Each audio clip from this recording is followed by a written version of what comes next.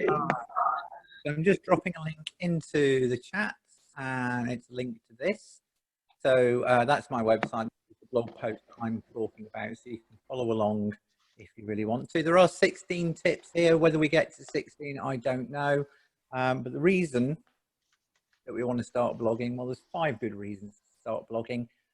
One of them is to improve your domain ranking on Google. Yes, everybody wants a good page 1 Google ranking.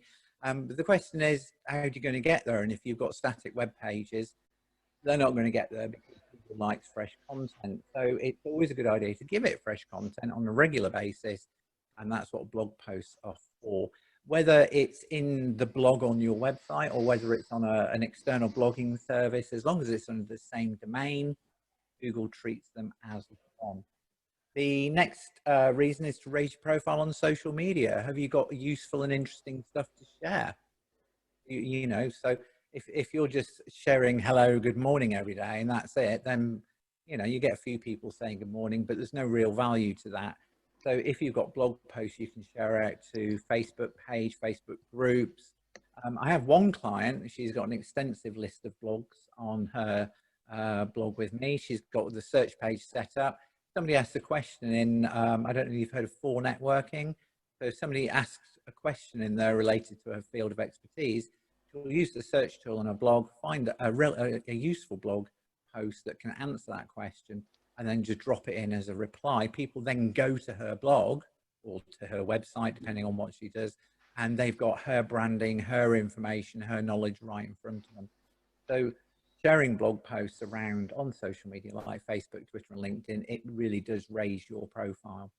Next up, we want to deepen relationships with customer and clients. If people can see that you're very knowledgeable, then yeah, they're going to say, yeah, okay, I trust this person, I can work with them. And you want to get prospects to trust you as well. So people who are thinking about working with you, if they can see that you're demonstrating your knowledge, then they're going to be more inclined to say yes and actually, you know, give you that big fat check to do the training with them. And also, when you go out business networking as well, it's proving authority. People in your networking groups, for example, some of you are probably now looking at my website because I put the link in there. You're either reading the blog post, finding out what I know about blogging, or you're wandering around the website and having a look at the services that I offer. So it is useful to provide authority, to grow your authority with business networking so people trust you and are happy to refer you. But looking at the blog post itself, so the one I sent to you, 16 top tips for better business blogging, I've actually had this blog post up for a good few years now, and people are dropping into it from Google, from social media, all over the place. The information that I include in it, it's you know, pretty static. It sits there, the blog post works, information doesn't really change. Google hasn't changed that much over the years. But the key thing about blogging is you've just got to keep getting on with it. You've got to keep blogging. You really have. If you say, I'm going to start a blog, and then you blog every day, and then, oh no, I haven't got time. You blog every week, and then it goes to 2 weeks, and it goes to a month, and then 6 months later, you're like, oh, you know, I mentioned a few months ago. And you know, you see tumbleweeds and cobwebs on these blogs because people get bored with them and they stop doing them because they're not getting the results that they're expecting. And that goes to the first point here. You have to realize that blogging is a slow burn process. It's not something that's going to happen overnight. You're not going to become an influencer with millions of followers overnight. That's not why we blog in businesses. We want to do other things with our blog. We don't want to become a million follower. Well, maybe we do want to become a million follower influencer, but it really isn't going to happen overnight, and you have to put a lot of effort into it.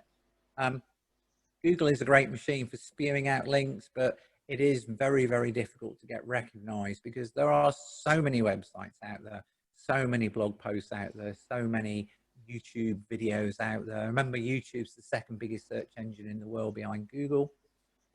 So it will be a slow burn. You will grow your audience slowly, but you'll find that your audience stick with you. I do a YouTube video most mornings called the Steffi Show, which highlights my clients' posts for the day. And I have some very loyal followers. They watch every single day. And the same thing will happen with your blog over time.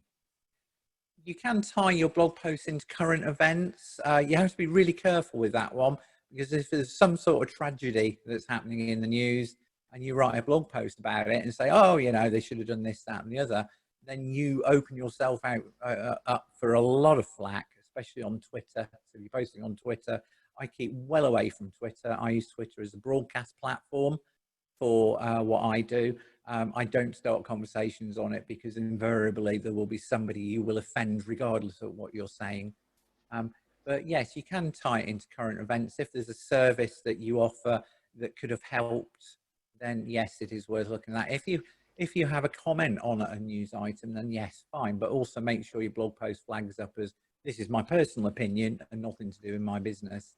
So there is that. You need to be very wary when you're working with news events, but you can get lots of traffic as news events unfold.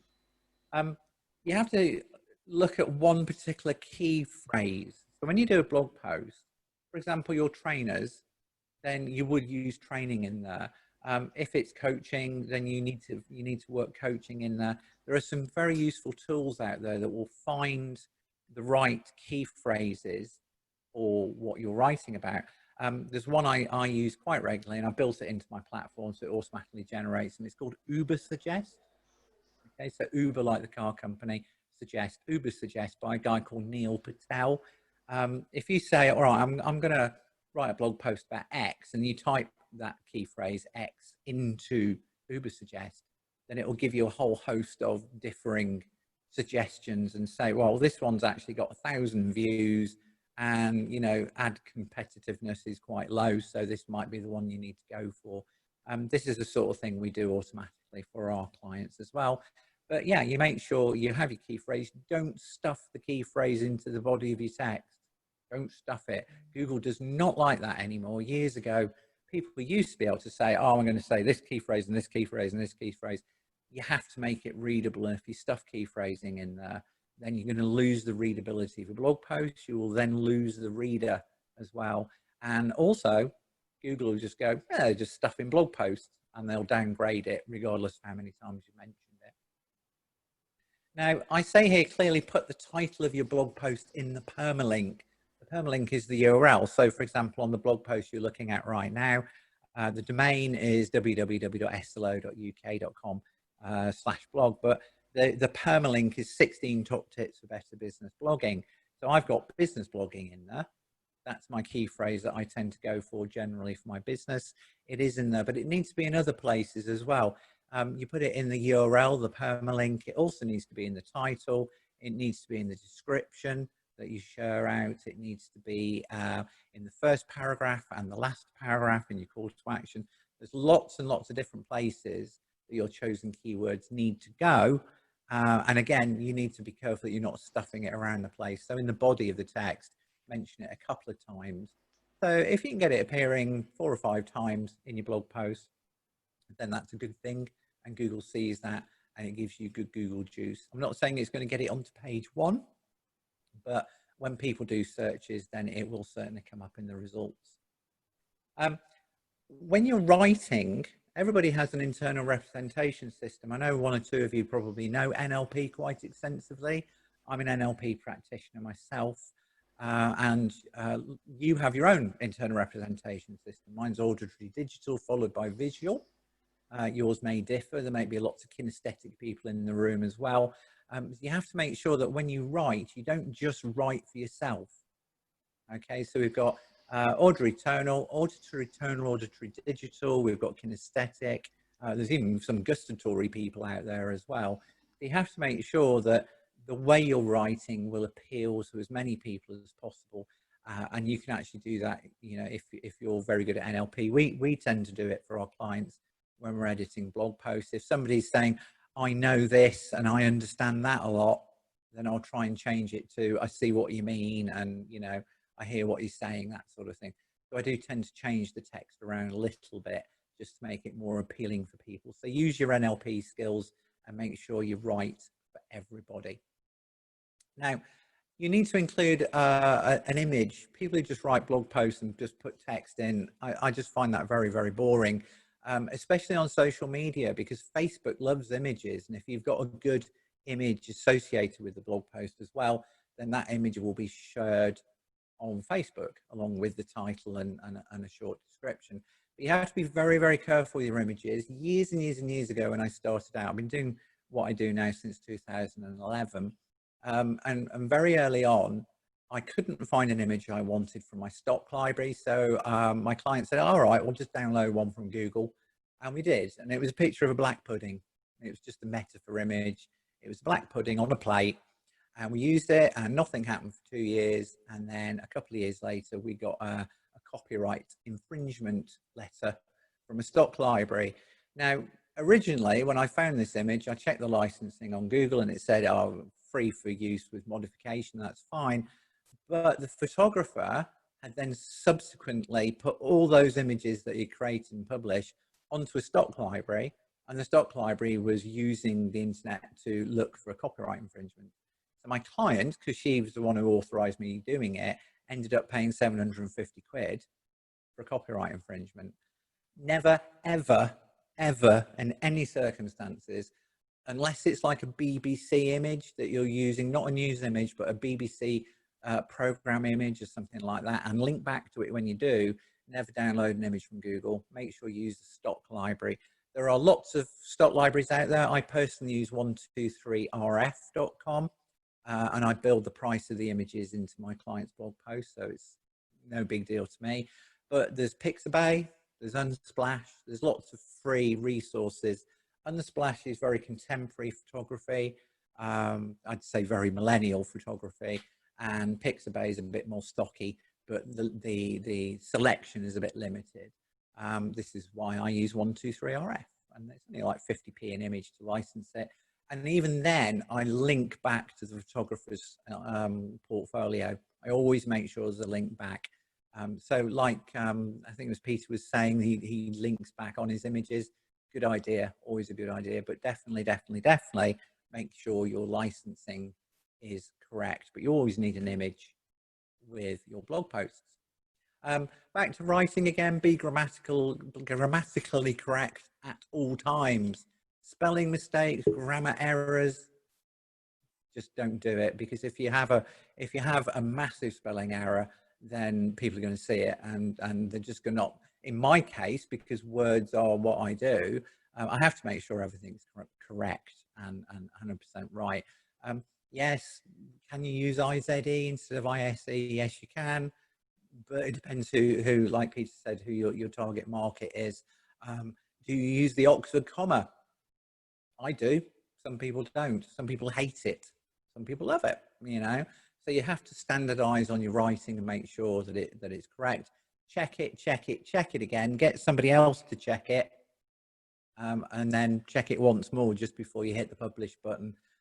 I always do that. I have an external checker who works with me, so every time I send a blog post off to a client for approval, it also goes as a BCC to my external checker, who's that extra pair of eyes just to make sure that it isn't, you know, something hasn't slipped by. Okay, there was there's just, it could be the tiniest thing. It could be you put a comma in instead of a full stop, or you forgot a capital letter. When you're reading it, sometimes you miss these things, and so it's very useful to have externalized. But check it again, check it once more, get somebody else to check it, and then check it before you publish it. Okay, always a good idea. We've covered Google liking fresh content. If you have a stale website, it's just going to sit there. If you have a website with a blog, or you have an external blog, and you've been adding fresh content and adding fresh content, and then suddenly you stop, again, Google doesn't like that. So when you're blogging, like I said earlier, it's a slow burn, but it's also a major commitment. You have to make sure you do it. And this is why I send reminders out to my clients every week. Oi, get writing, send me your raw thoughts and I'll get it sorted for you. If you're working with an external blogging service, then make sure that your blog and your website are linked together. Okay, now you might think, why would I want to do that? I can have it in my website. Well, you know, sometimes a blog is better, separate blog is better, but you need to make sure that they are linked together. So on your website, you have links to your blog, and on your blog, you have links to your website.